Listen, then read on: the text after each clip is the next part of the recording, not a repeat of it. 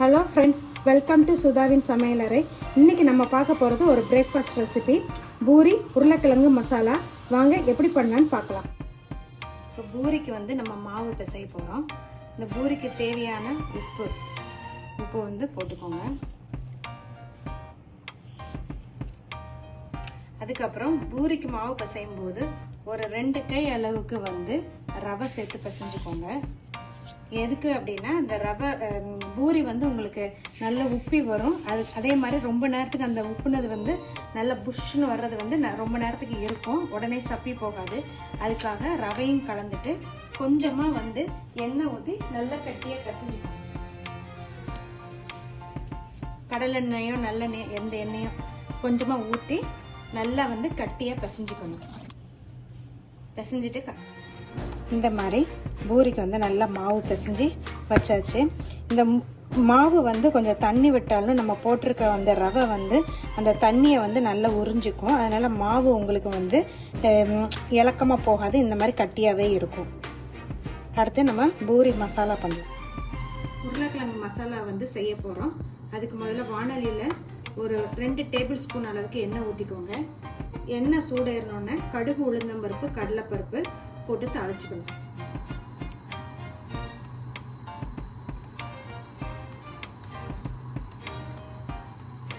இது பூரி, சப்பாத்தி இது எல்லாத்துக்குமே என்னென்னா நல்ல ஒரு சைட் டிஷ்ஷாக இருக்கும். இது நம்ம எப்போவுமே பூரி மசாலானாலே உருளைக்கிழங்கு மசாலானாலே பூரி மசாலா தான் சொல்லுவோம். ஸோ இன்றைக்கி நான் மார்னிங் பிரேக்ஃபாஸ்ட் மாதிரி பூரி மசாலா தான் பண்ண போகிறேன். ஸோ எண்ணெய் காஞ்சதுக்கப்புறம் கடுகு, உளுந்தம்பருப்பு, கடுகு வெடித்ததுக்கப்புறம் நான் அந்த இதில் எடுத்து வச்சுருக்கேன் கடலைப்பருப்பும் உளுந்தும் எடுத்து வச்சுருக்கேன், அதை போட்டுடலாம்.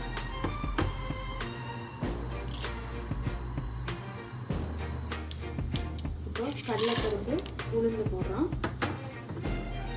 கருக விட்டுறாதீங்க. அடுப்பை மீடியம் ஃப்ளேமில் வச்சுக்கோங்க. லோ டு மீடியம் ஃப்ளேம் இருக்குல்ல, அதில் வச்சுக்கோங்க.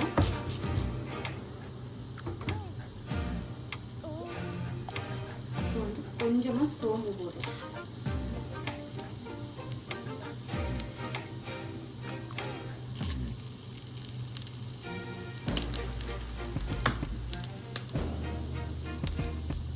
போட்டுட்டு இஞ்சி போட்டுக்கோங்க. இஞ்சி இந்த மாதிரி பொடிசாக நறுக்கி வச்சுருக்கேன். இஞ்சி போட்டிங்கன்னா கொஞ்சம் நல்லா டைஜஷனுக்கு நல்லாயிருக்கும். நம்ம உருளைக்கிழங்கு எல்லாம் சேர்க்கறதுனால இஞ்சி சேர்த்துக்கோங்க, டைஜஷனுக்கு நல்லாயிருக்கும். இதெல்லாம் போட்டு ஒரு 2 வதக்கிட்டு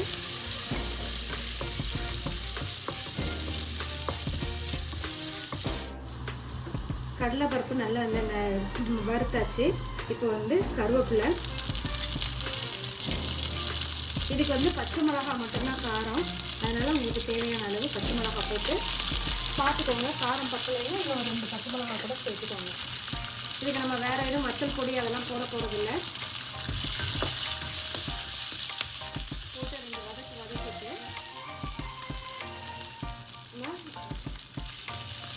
நான் 3 வெங்காயம் நறுக்கி வச்சுருக்கிறேன். அந்த வெங்காயத்தை இந்த மாதிரி நீளமாக நறுக்கி வச்சுக்கோங்க. நறுக்கி வச்சுட்டு இதையும் நம்ம அதில் சேர்த்துக்கணும்.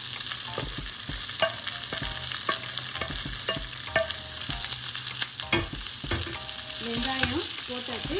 போட்டு இது நல்லா வெங்காயம் என்னென்னா ஒரு அரைப்பதம் நல்லா வெந்துடணும். அது வரைக்கும் நல்லா வதக்கிக்கோங்க. வெங்காயம் இந்த மாதிரி நல்லா வதங்கிடுச்சு. இப்போ இந்த மாதிரி வதங்கின உடனே நீங்கள் மஞ்சத்தூள் போட்டுருங்க. மஞ்சத்தூள், உப்பு, அதுக்கப்புறம் ஒரு அரை தக்காளி கட் பண்ணி வச்சுருக்கேன். இது உங்கள் ஆப்ஷனல் தான், உங்களுக்கு விருப்பம்னா நீங்கள் போடுங்க, இல்லைன்னா வேண்டாம். ஒரு அரை தக்காளி மட்டும் போடுங்க. போட்டுட்டு ஒரு நல்லா வதக்கிட்டு கொஞ்சமாக என்னென்னா ஒரு அரை டம்ளர் அளவுக்கு தண்ணி ஊற்றி இதை நல்லா வேக வச்சிடணும். வெங்காயம் நல்லா வெந்தால் தான் அது உருளைக்கிழங்கோட நல்லா ஒன்று சேரும். இல்லைன்னா வெங்காயம் தனியாக இருக்கும், உருளைக்கிழங்கு தனியாக இருக்கும். அதனால் இப்படி 2 வதக்கிட்டு ஒரு அரை டம்ளர் தண்ணியை ஊற்றி அந்த வெங்காயம் நல்லா வேகட்டும்.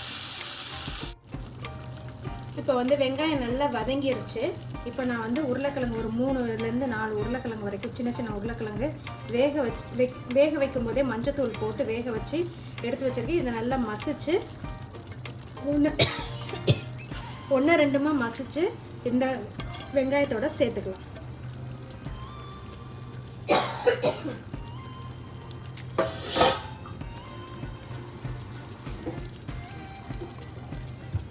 இதை வந்து ஒரு 2 கலர் கிளறி கொடுத்துக்கோங்க. இந்த அளவு உங்களுக்கு வந்து திக்னஸ் போதுமா அப்படின்னு சொல்லி பார்த்துக்கோங்க. இல்லை இன்னும் கொஞ்சம் லிக்விடாக வேணும்னா தண்ணி கலந்துக்கோங்க.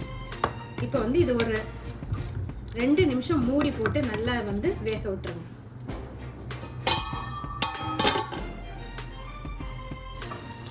இப்போ நம்ம உருளைக்கிழங்கு சேர்த்து ஒரு 2 நிமிஷம் நான் மூடி வச்சு நல்லா வந்து கொதிக்க வச்சுட்டேன். இப்போ நம்ம வந்து என்னென்னா கறி மசாலா தூள் இந்த அளவு போடுறேன். உங்களுக்கு விருப்பம்னா இது போட்டுக்கோங்க, இது ஆப்ஷனல் தான். இது போட்டால் கொஞ்சம் ஃப்ளேவர் நல்லாயிருக்கும். ஒரு பிஞ்ச் போட்டால் போதும். போட்டு இதை வந்து 2 தடவை நல்லா கலந்து விட்டுக்கோங்க. கலந்து விட்டுட்டு பொட்டுக்கடலை மாவு இல்லைன்னா கடலை மாவு வந்து என்னென்னா 1 டேபிள் ஸ்பூன் அளவுக்கு பொட்டுக்கடலை மாவு இல்லைன்னா கடலை மாவு எடுத்து நல்லா வந்து தண்ணி விட்டு கரைச்சி வச்சுக்கோங்க. இந்த மாதிரி நான் கரைச்சி வச்சுருக்கேன். நான் வந்து இன்றைக்கி பொட்டுக்கடலை மாவு எடுத்திருக்கேன். கரைச்சி வச்சுட்டு இதை வந்து இப்படி சேர்த்துக்கோங்க. இது வந்து என்னென்னா அந்த மசாலா வந்து கொஞ்சம் நல்லா கெட்டிப்படும், அதுக்காக தான் இதை நம்ம சேர்க்குறோம். ஒரு 30 செகண்ட் வந்து இது அப்படியே இருந்தால் போதும். அதுக்கப்புறம் கடைசியில் நம்ம கொத்தமல்லி தழை தூவி இறக்கிடலாம். ஸோ இப்போ வந்து உருளைக்கிழங்கு மசாலா ரெடி ஆயிடுச்சு. ரெஸ்டாரண்ட் ஸ்டைலில் இப்படி தான் இருக்கும். நல்லா திக்காக நல்லா இருக்குது பாருங்கள். இது வந்து இதை கண்டிப்பாக நீங்களும் வீட்டில் ட்ரை பண்ணி பாருங்கள். ஸோ டேஸ்ட்டாக சூப்பராக வந்திருக்கு. ஆயில் நல்லா ஹீட் ஆயிடுச்சு. இப்போ நம்ம வந்து பூரியை போட்டாச்சு. பூரியை போட்டு லேசாக இந்த மாதிரி 2 பக்கமும் திருப்பி விட்டுட்டு, ரொம்ப அமுக்கிறாதீங்க, ஓட்டை விழுந்துட்டு அப்புறம் எண்ணெய் உள்ளே போயிடும். 2 பக்கமும் நல்லா கோல்டன் கலராக வந்தோடனே எடுத்துடலாம். ஸோ பூரியை வந்து இந்த மாதிரி எண்ணெய் நல்லா காஞ்சதுக்கு அப்புறமா போடுங்க. அப்படின்னா தான் வந்து பூரி நல்லா உப்பி வரும். எண்ணெய் நல்லா சூடாக இல்லைன்னா பூரி நல்லா உப்பிட்டு வராது. இந்த மாதிரி 2 பக்கமும் கோல்டன் கலராக ஆனதுக்கப்புறம் திருப்பி எடுத்துடலாம்.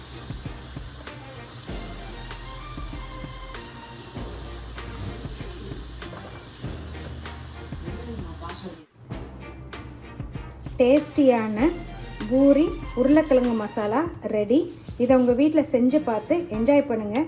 குழந்தைங்க வந்து ரொம்ப விரும்பி சாப்பிடுவாங்க. இந்த வீடியோ உங்களுக்கு பிடிச்சிருந்ததுன்னா லைக் பண்ணுங்கள், ஷேர் பண்ணுங்கள், கமெண்ட் பண்ணுங்கள். மறக்காமல் என்னோட சேனலை சப்ஸ்கிரைப் பண்ணுங்கள். தேங்க்யூ.